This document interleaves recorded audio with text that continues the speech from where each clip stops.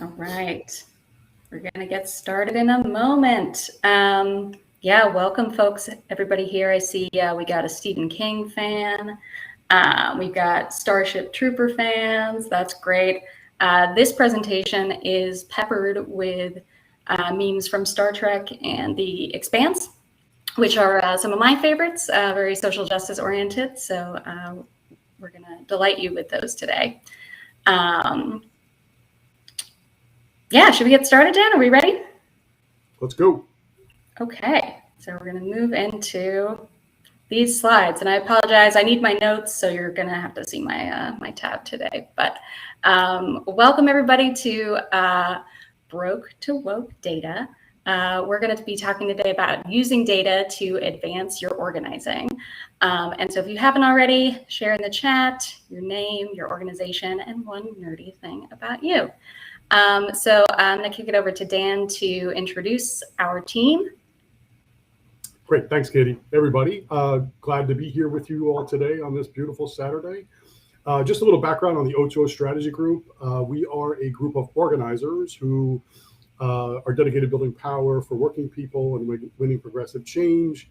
We all are deep believers that there is incredible power for working people and marginalized communities in online to field organizing, and that the paradigm for organizing has shifted. And so we work with labor unions, community organizations, social justice organizations, and others who are looking to add that kind of capacity to their campaign work and their organizations. And so this is what we all do, and we're excited to be here with you today.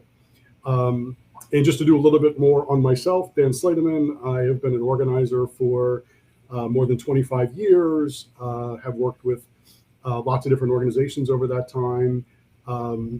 Would have really been focused on trying to figure out this question of how do we build power against these big, massive corporations. And so I've worked on justice for janitors with SEIU in the South and also in Chicago, and helped build our Walmart, which was, we'll talk more about, but an organization that took on the world's largest employer. I've worked with Amazon workers, and I'm now a senior advisor to the O2O Strategy Group, where we are expanding these tactics to lots of different organizations.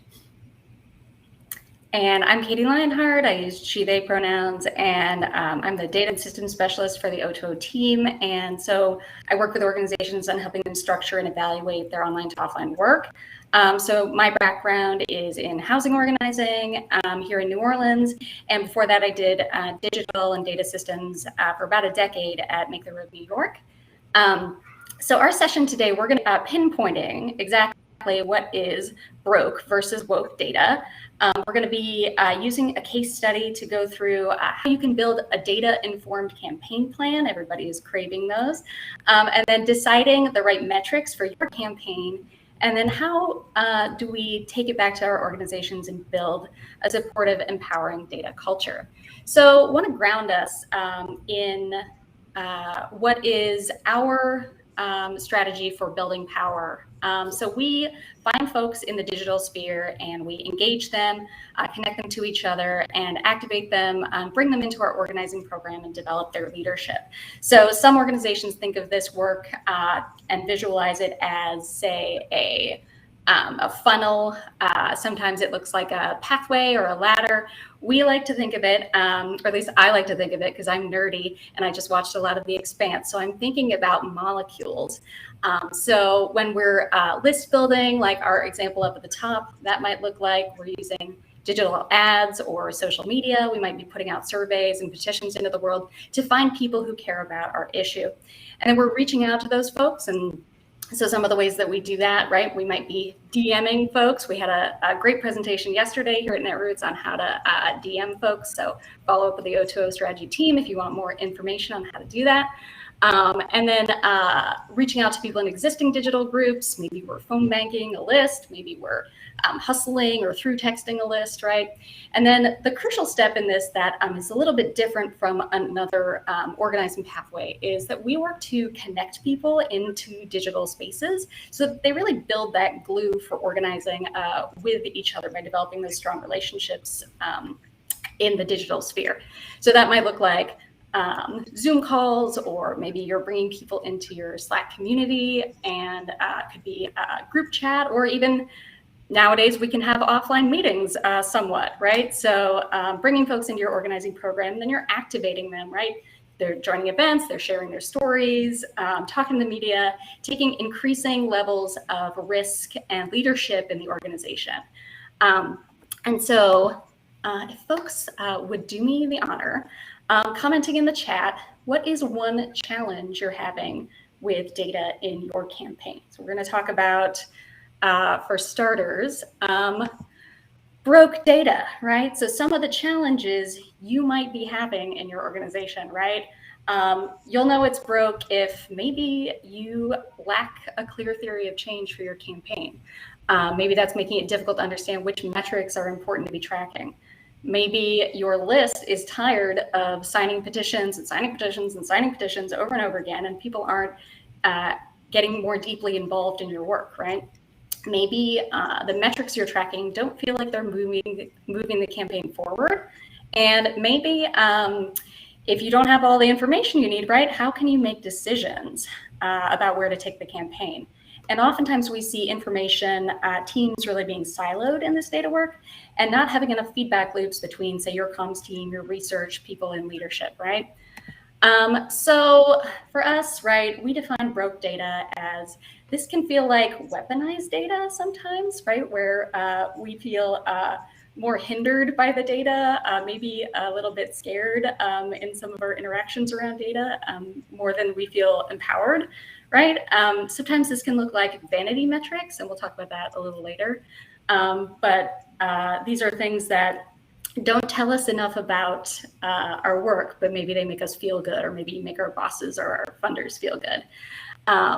And then sometimes we lose quality in our work, right? We're focused on quantity and we miss out on really crucial information that rests between the lines here.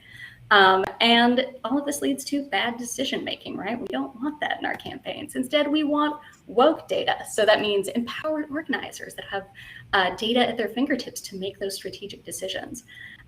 We want high functioning teams, right, that work well with each other, that know how to interact, what to do next. And when we know what works, we can get better over time. So broke data, beyond. With woke data instead, right, we can tell compelling stories, and persuade people to our cause. We can use data, right? If we have metrics on what our population cares about, what people need, how active people are, right? We can demonstrate our power and put pressure on our targets. And we can know, if we have good data, right, we know how our campaign is performing, and we can produce future knowledge, right? This could be something that informs policy, right? Some of us are collecting a lot of data on the ground, right? Or it could inform our future campaigns. So we are gonna center this by looking at a case study. Oh, Katie?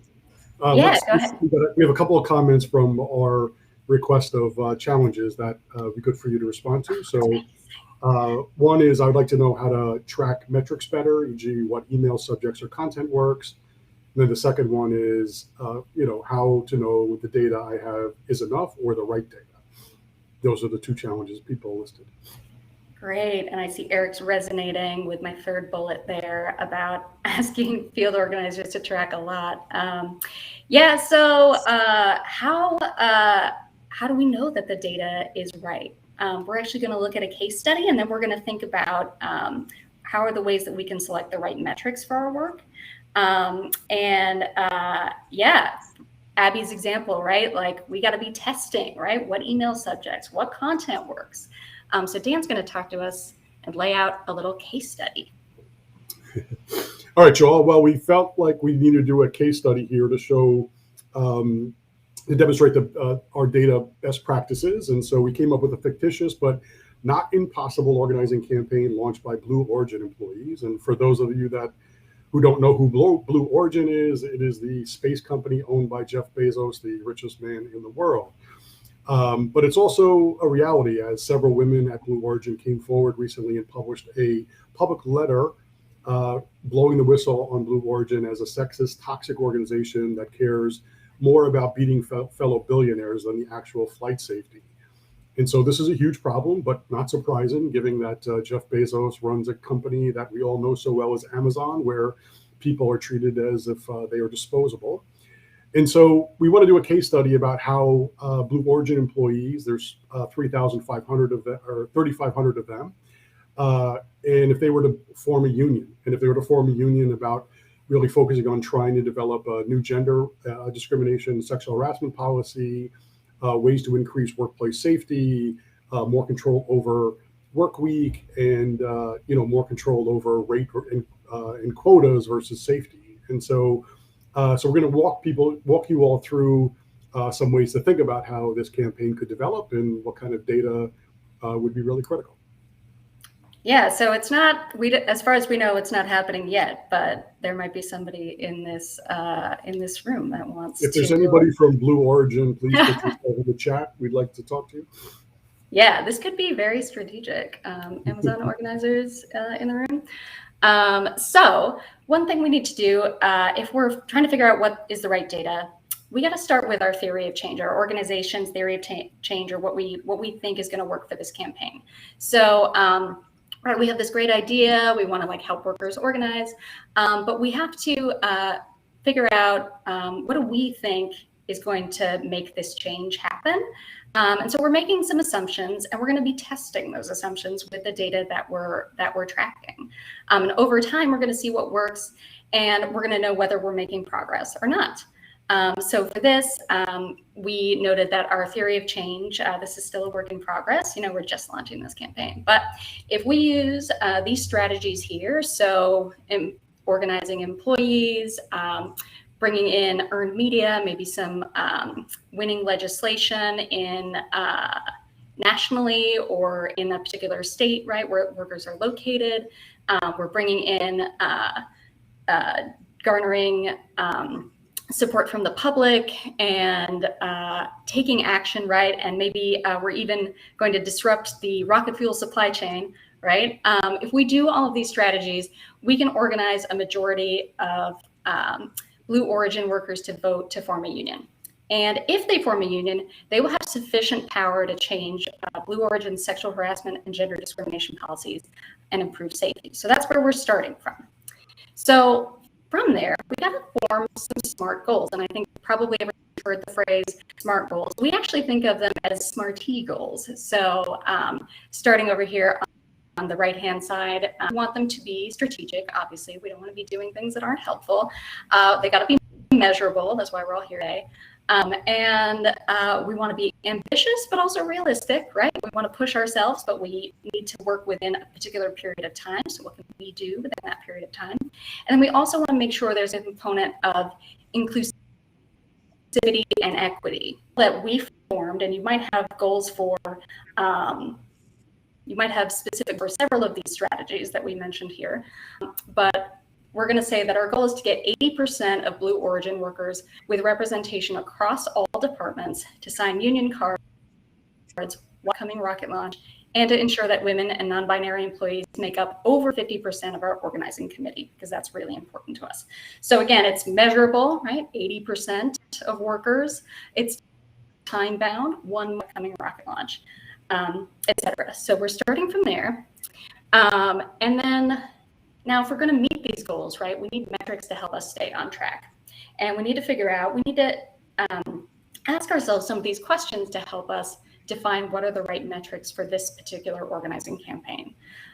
So if we're starting at maybe like the top of the funnel, like the first things that we're doing, right, we're building our lists. So we need to know which activities, right, are yielding not only the most leads, but the best leads for organizers.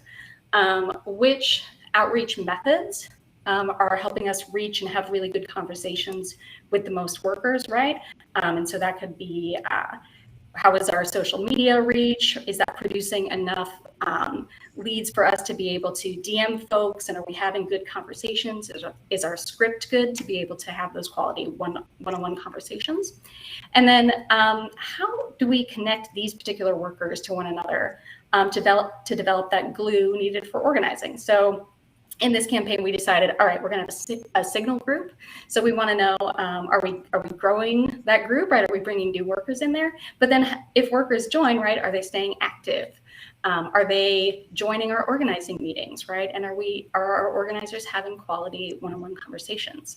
And then what kind of leadership development activities, right, for this group, right, are going to lead to higher levels of participation? What are the right asks for this group?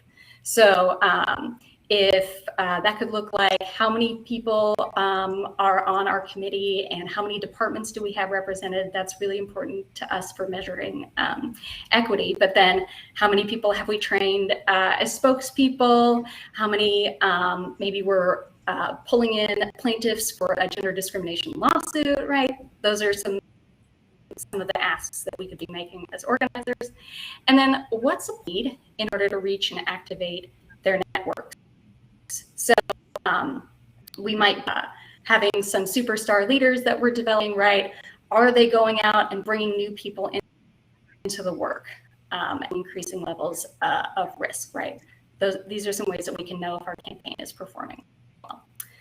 So, and one point here that's very important is not everybody on the campaign is going to be responsible for tracking all of these metrics, right? It's shared work. And so organizers are going to be thinking about metrics that are really crucial for them. If you have people that are kind of separate digital staff, right, they're going to be thinking about the piece of this work that they're doing. And so everybody's going to be very focused on the metrics that are really crucial for them to be achieving on. And then, so when we have all of this, we've selected those metrics, right? We make decisions to improve our work. So this is just a sample, say and we are running paid ads. We see here, like our cost per lead is going down. That's great. We're able to spend our money more effectively. That means that we are, that our message, something about our ads is working well. So we want to do more of that, maybe put more budget into the pieces that are working well. But we see here maybe our social reach has actually gone down. So maybe while we were focused on ads, we forgot about our organic content. So we need to return to the drawing board and make sure that we're producing enough social reach so that we can have enough leads to reach out to for making direct messages for organizing. And then, but our signal group is taking off. That's great. We're training more spokespeople. We're bringing in new members, and we've helped some of the people in our work be able to recruit new folks, bring those new folks into our work. So we know, right? We know what's working. We can do more of that. If we know something's not working, we can scratch that. So I want to hear from folks. What data points do you use to make decisions in your organizing? So they could be something from the list that we just shared, or something entirely new. I'm really curious to hear, like, what are kind of the key metrics that you look for in your work? And we will, I promise, come back to them. So throw some of those thoughts in. If you don't have any metrics, you've come to the right place. So how do we decide the right metrics for our campaign? That was very good for Blue Origin, but what about us, right? So we've got some rules for data people, rules for radical data managers. So first of all, we want to be aware of vanity metrics. So Dan, would you read us the definition? Yes, but the slide seems to be still on the old one. FYI. It says beware of vanity metrics. We're still seeing the using data to make decisions slide. Interesting. This one? I guess I don't know, there may be a lag time in what I'm showing. Can folks see my Andrew Yang GIF? Okay, I'm getting a notice from the host that I need to kill the screen share, so I'm gonna do that and reshare. Apologies for the technical issues. Let's try this again. Boop.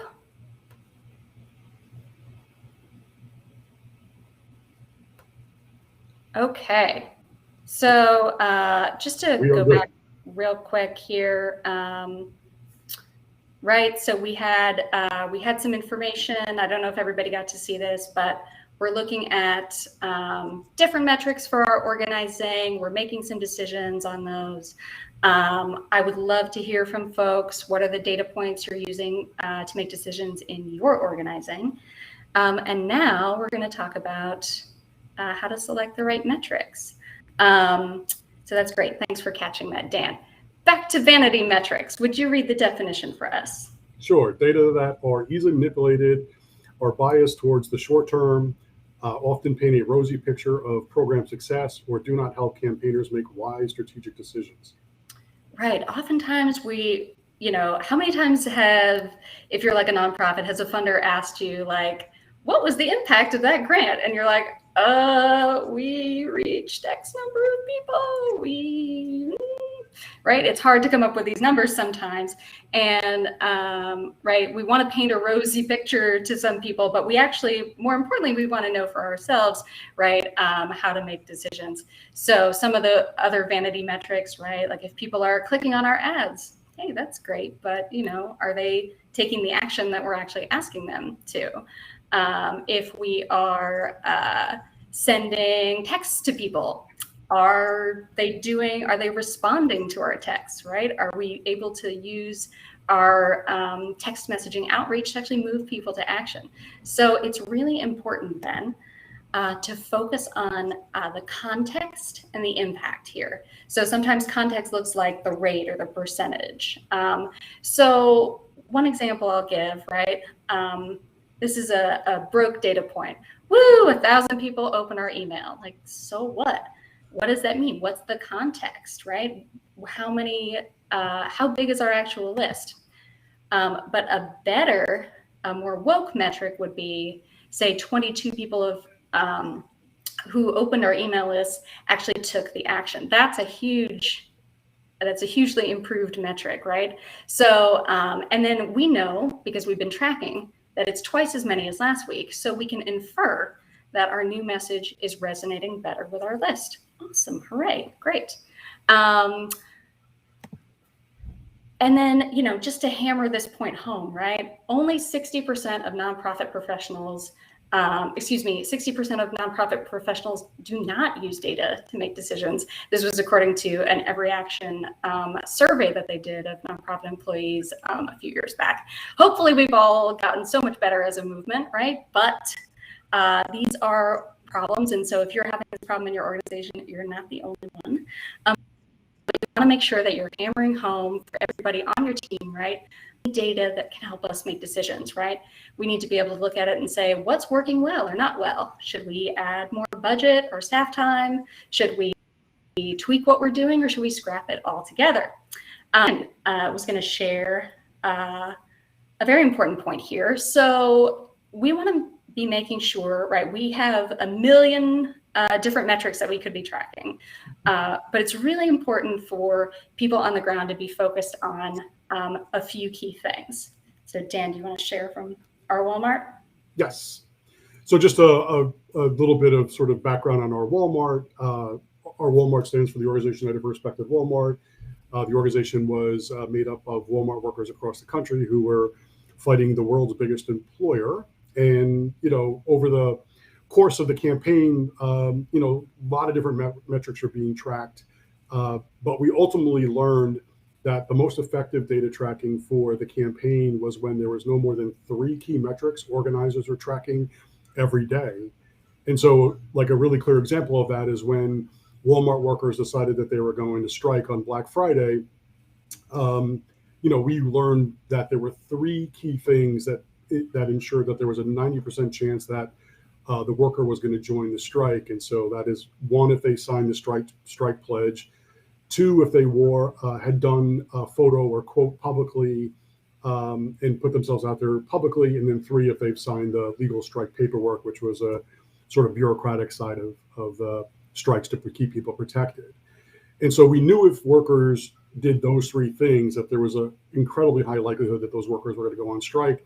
And then we could then wrap the resources around those workers to make sure that their strike was as powerful, that the story was told as strong as possible, and that we were able to think about how we were using our resources that are limited compared to a company like Walmart, based on really understanding those three data points, which organizers understood and knew that they were reporting on every single day. And so, we ultimately had a lot of metrics, but we began to really understand in terms of for the worker strikes, that these were the three things that really mattered, and then we honed down on those. And ultimately, it was a huge difference maker in how we were able to take these strikes and turn them into a very powerful moment against a very powerful corporation.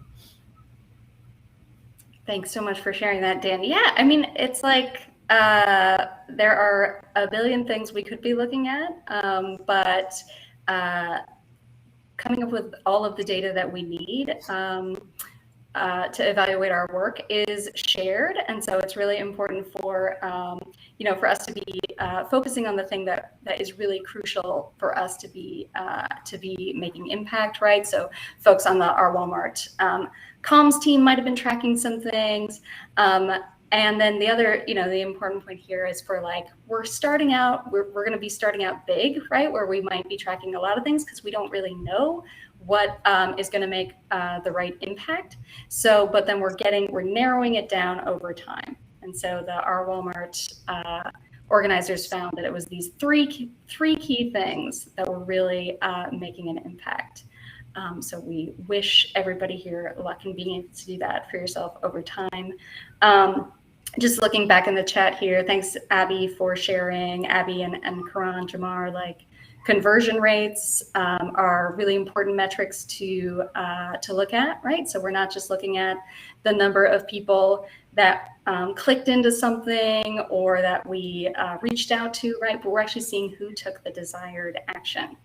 And now we're going to look at, I'd love to share with everybody, we have a little tool, and I am going to stop sharing my screen and reshare. And if folks, there's a link to this in the chat if you'd like to go to this document. Yeah, just give me 1 second to share the right screen. Cool. So this spreadsheet that I'm pulling up here is something that we use with a number of folks in campaigns where we're just getting started out.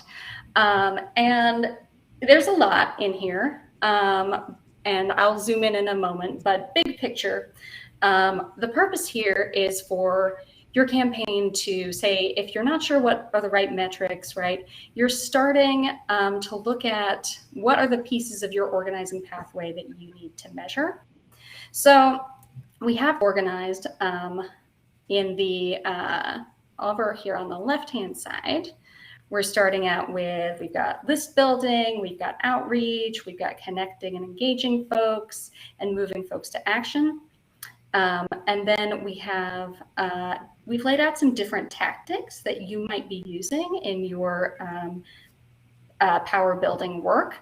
And so step one is to look at the organizing pathway and think about what strategies you're using to meet your organizing goals, right? And thinking about from this column, right, what needs to be added or removed, right? Is this campaign using a Slack community? Are you using a Facebook group? Whatever it is, there's probably other pieces of the work that need to be added in for you. So we laid this out on the second tab here. We have a visual of the organizing pathway, just for fun, because I love molecules.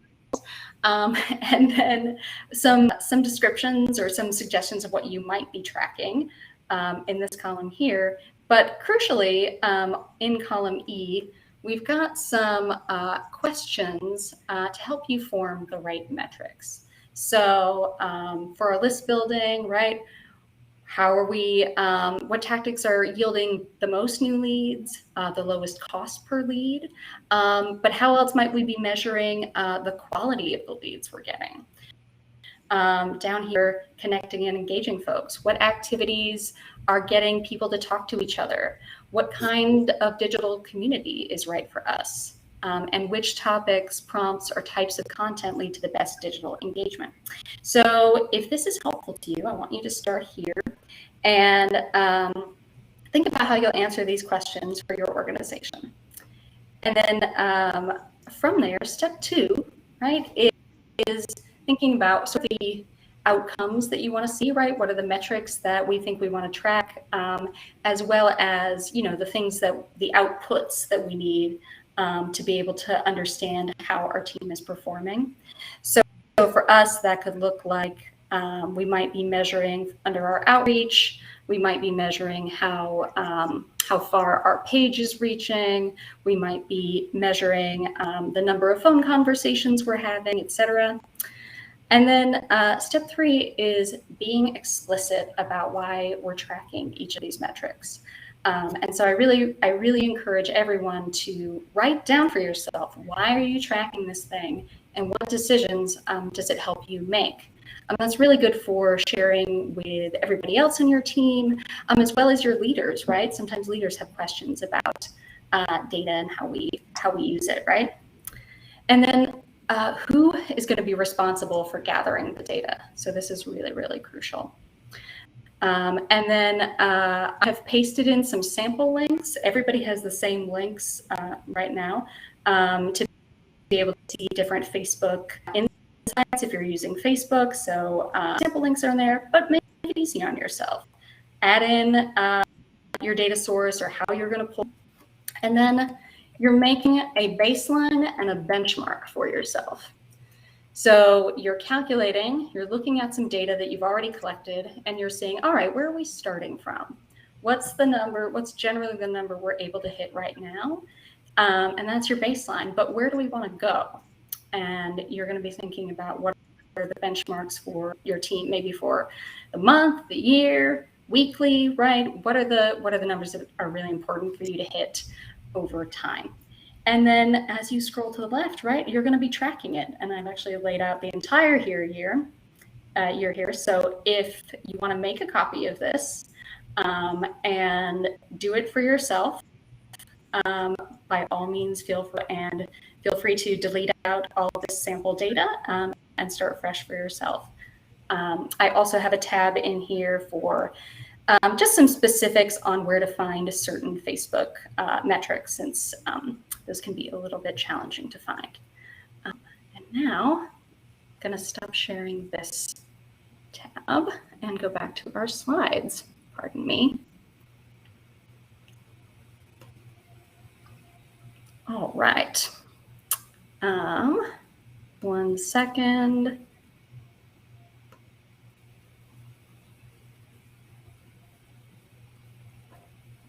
We're having a moment of snafu. So, Dan, do you have any examples on from our Walmart on additional do's and don'ts? Yeah, I mean, I think, and this will jump ahead to what slide you're going to share in a second, but I think one of the things that I think we've learned is that data has to be for everybody, and so it's really critical that whether a warmer campaign or lots of other campaigns, you sort of see that if we're asking organizers and others to be supplying data on a regular basis and they never actually get to see what that data means or don't get to use it in the campaign or just sort of see it as a chore, you can really undermine and create a really unhealthy data environment. But if you really treat that the data is for everyone and that people understand and see that, the work that they're doing to input all that data is actually resulting in really important strategic conversations, really deep understandings of the progress of the campaign, and sort of all of that, you can create an incredibly important and healthy data environment where people, where you're not having to fight people to sort of supply the data, but people really understand and see that the data is a critical part of the thinking, the strategy, and the work of the campaign. And so, so as we think about sort of building a supportive and empowering data culture, like really being, transparent and sort of seeing that the data is a key part of how everybody on the campaign is thinking and working will create that kind of environment.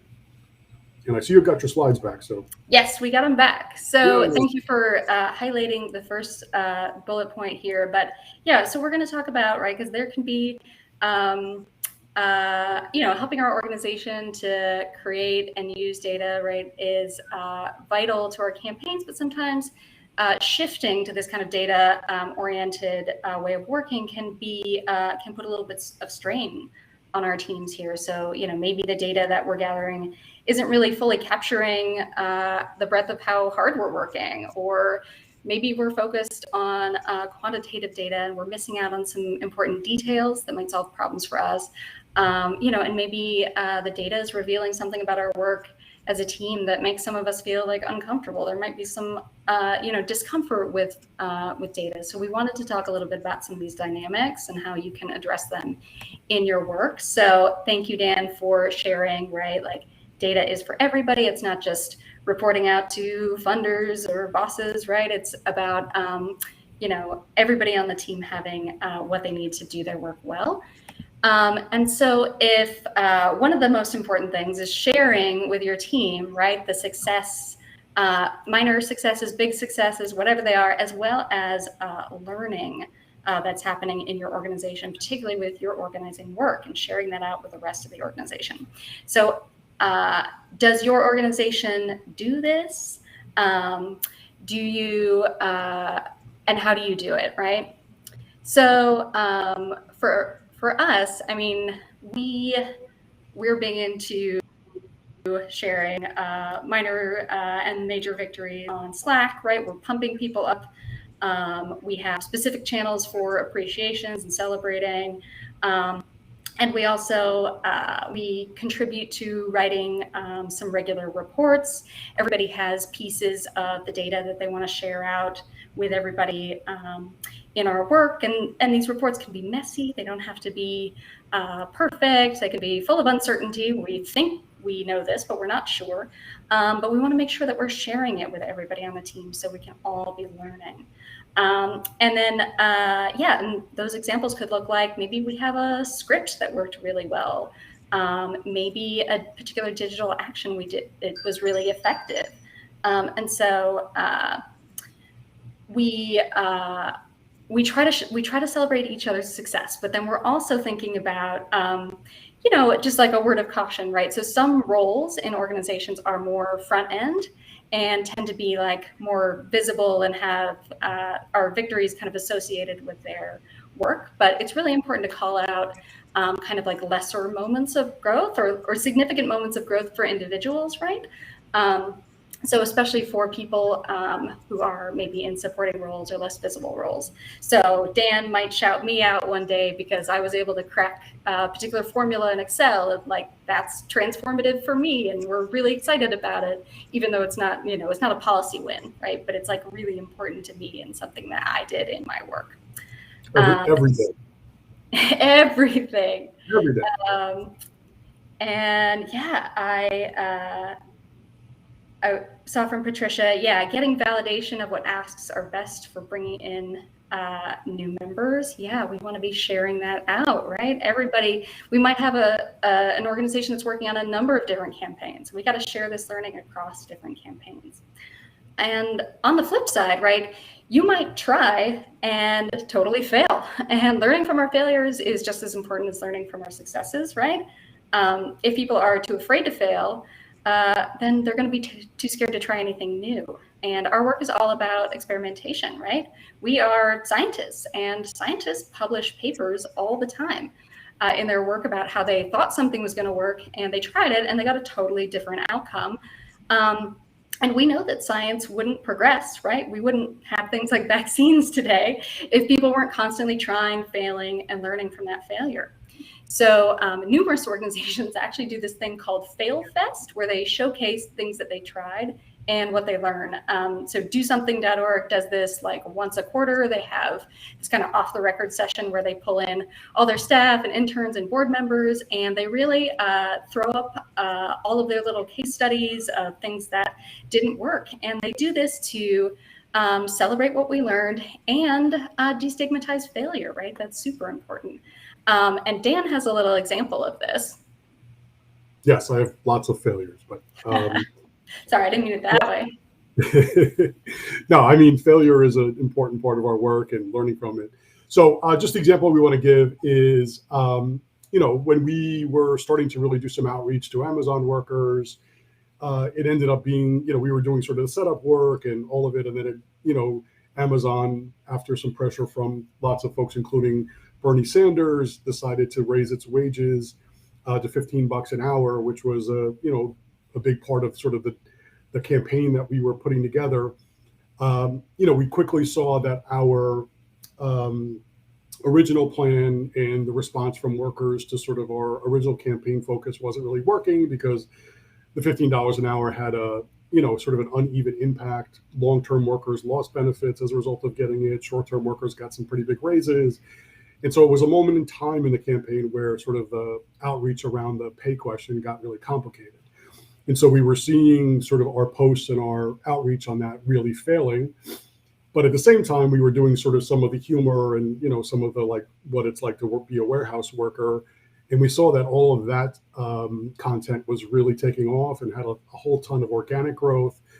And so it really had us rethink what we were doing. And so rather than launching the, Respect at Amazon page, we launched the You Work at Amazon When page, which really led with humor, as some of the memes, as you can see on the slides here, about safety and hazardous weather and night shift, etc.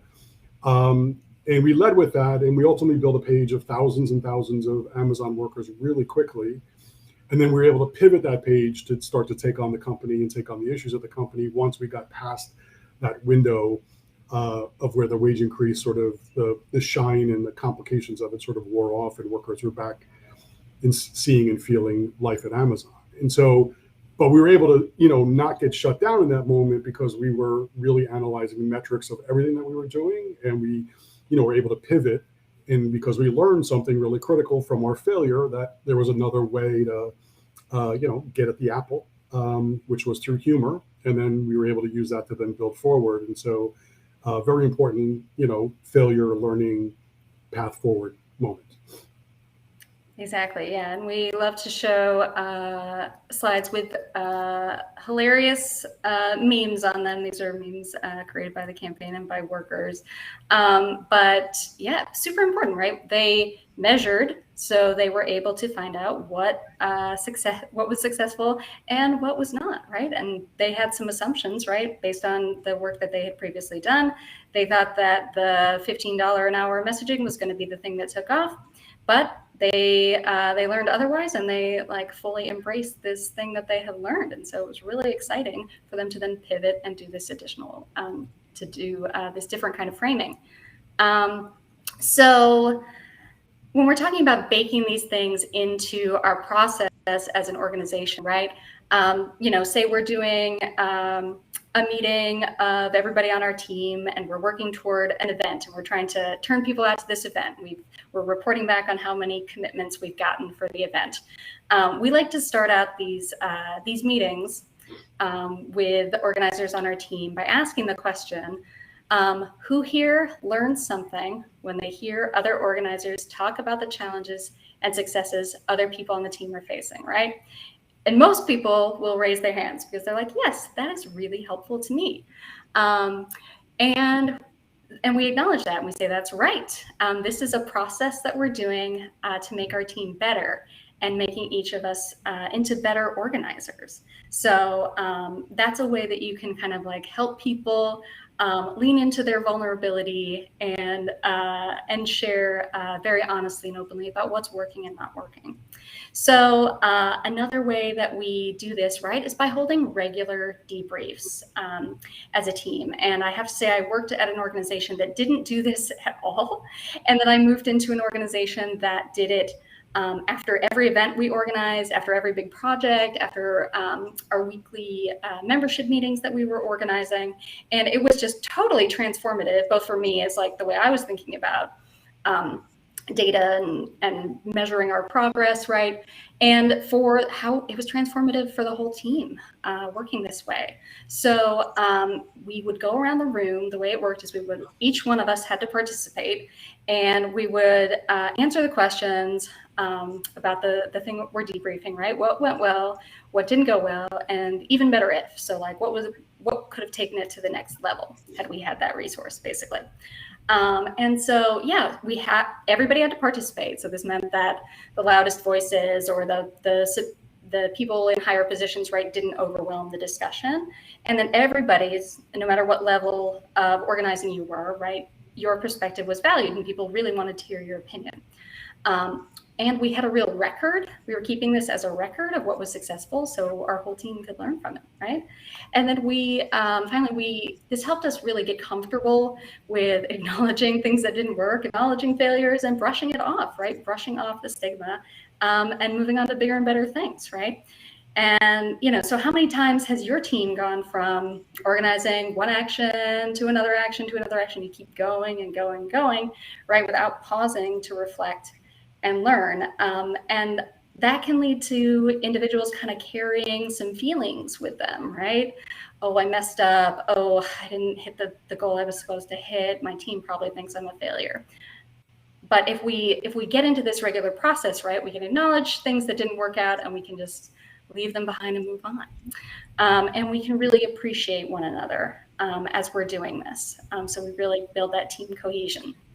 And then one way that this can look, right, is if we're holding team debriefs, it might depend on what the subject of the meeting is, or kind of which stand-up meeting it is. But we're making sure that we're debriefing not only when something is a problem or at the very end of the campaign, but all the way through. And one of the ways that we might have different prompts for different pieces of the work. So if we're in a meeting talking about, okay, how are our scripts going if we're having conversations with workers and we want to know what works from each other, we might bring into this conversation, we might ask everybody, all right, come prepared. What's one convo you had this week that you're proud of that worked out really well? And what's one convo you want help with? Do you want to get some advice from the team? And then how should we all tweak the script together, right? Another example with if maybe you're doing more digital work and you're looking at content here, your prompts could be, well, make sure you bring in one piece of content that worked really well, and we're going to talk about why we think it worked well.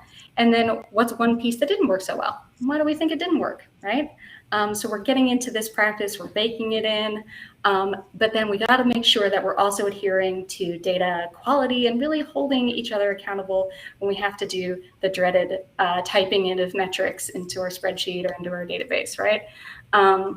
So things that we do here, right? Sometimes we'll have co-working sessions, right? Maybe if we're lucky in person, but sometimes it's on Zoom, right? Where we all plug in, we're like being accountable to each other, we're getting our metrics in. If something isn't working, right, we can troubleshoot it with the rest of the team.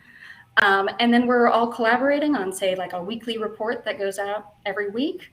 And then we have this data at our fingertips for decision making as a team, and we're saying like, okay, well, what happened last week? What do we want to do differently next week, right? Or what do we want to amplify? What's working great? And this process of doing this together and holding each other accountable, right? People see how their data is valuable, and everybody's responsible for data quality. And when you have all of these things, all of these ducks in a row, your whole equation is mapped out perfectly, right? You can achieve great things. So Dan, do you want to talk to us about what this meant for Walmart strikers? Yes. Thanks, Katie. Yeah, so I mean, again, just going back to the Walmart strikers, I mean, the challenge that these workers faced was they were taking on the world's largest employer, who has, with one of the richest families on the planet, and a company with unlimited resources. was also the challenge of there was 5,000 locations, store locations of Walmarts across the country, and the resources available on our side were far less than the resources available on Walmart's side. And so, understanding where workers are ready to strike and where workers are ready to take a stand, and having a real understanding of the data that mattered around that question made all the difference. Because once we understood sort of, which workers were truly ready to stand up and go on strike and stand up and take on this massive corporation, we're able to wrap around communication resources, wrap around, staff resources or ally resources, or sort of all the other resources that were critical to these workers having a successful strike. And, while there was, again, a lot of pieces that were a part of it, at the foundation of the strategy and the understanding and of being able to pull, for these workers to pull it off against this company, that data point and understanding that key data was really critical. And so ultimately, by having sort of that foundation of really understanding the right places, these workers were able to demonstrate that they could achieve the impossible, right? So many people thought, that they couldn't stand up against a company this powerful, that they could never break through. And with that, Walmart workers across the country struck. They owned the message and narrative about Black Friday against the world's most powerful corporation. And again, a lot of pieces to making that happen, but deep understanding of the right data and the right data points, was really critical as you think about sort of where all of the resources and how that moment played out and how we could, take on, such a powerful company. So, data matters deeply in strategy, and when we're going up against really outsized opponents. Thanks so much for sharing that. Yeah, it's so exciting, right? What we can do when we have the right data and we're committed to it as a team and we're learning. Thanks so much, Dan, for sharing all the really great examples today.